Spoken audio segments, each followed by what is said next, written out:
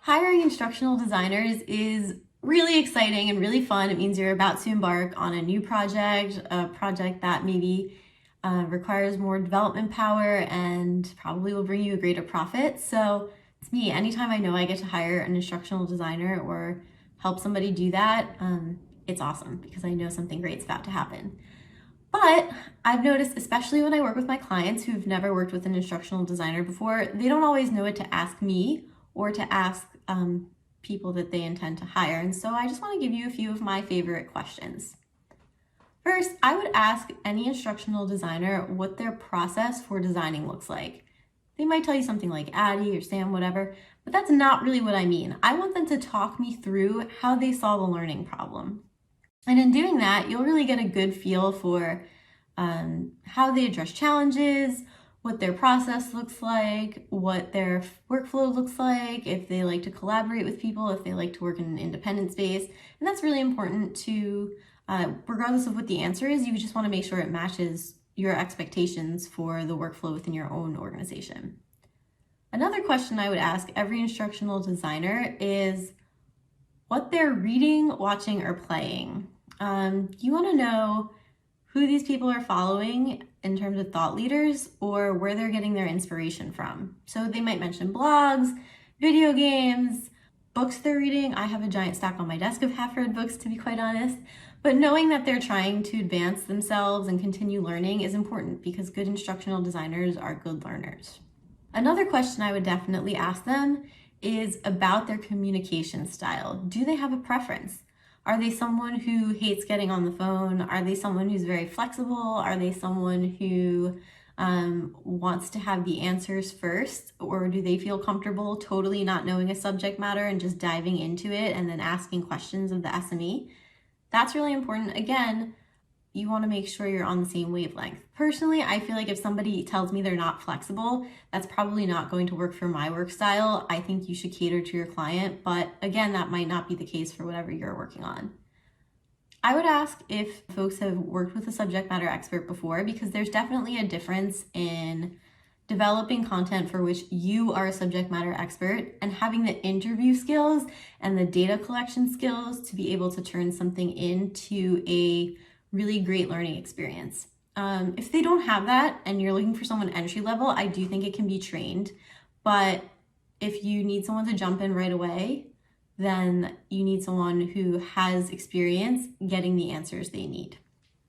And with that said, I would also ask about the kind of learning they like to develop and the learning experiences they like to develop. So, for me, I always say I like developing the stuff, right? I like putting together Rise modules and working in Storyline, creating workbooks, things like that. But I love doing the heavy lifting. I love doing the needs analysis, creating the design documentation, putting together scripts and storyboards.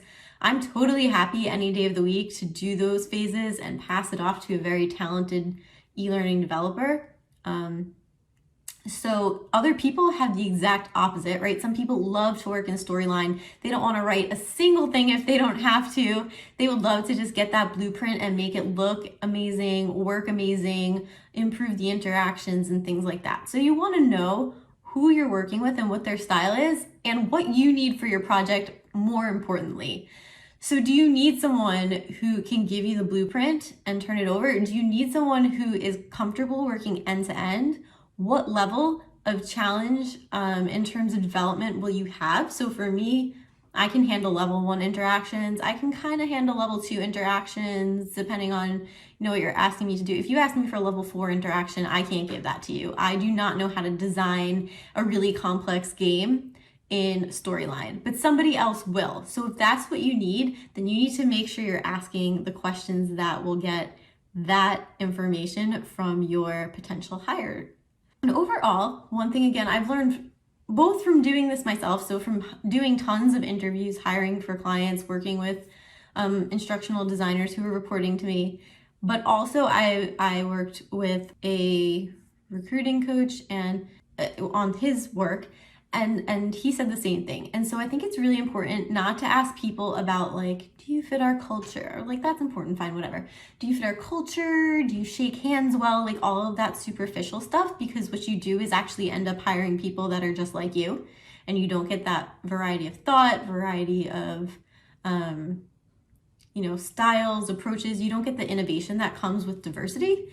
And instead of doing that and focusing on kind of the surface level stuff and like asking them how many years of experience and things like that, what you want to do is focus on your performance goals for that project.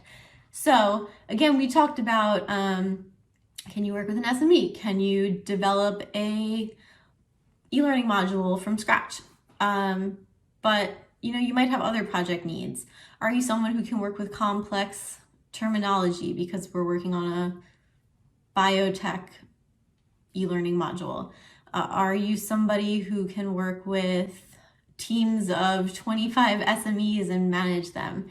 If you need to do those things, then you need to ask people questions that get that information. And I think don't just ask them, can you do it? Have you done it? But ask them to talk about specific instances in which they've done it, and listen really carefully to what they say about how they solve those problems, how they solve those challenges, in what ways they've done them, because sometimes, people will kind of flounder for some kind of experience that matches and it sounds good, but when you really listen carefully, it's not the experience you were looking for. So if you do nothing else I tell you in this video, I would say make sure you know what you want that person to do in the next 6 months and in the longer term, and are asking questions that will specifically tell you if they can tackle those challenges for your organization. So those are my big questions that I think you should ask any instructional designer or e-learning developer that you are thinking about hiring. And I would love to know what you would add to that list.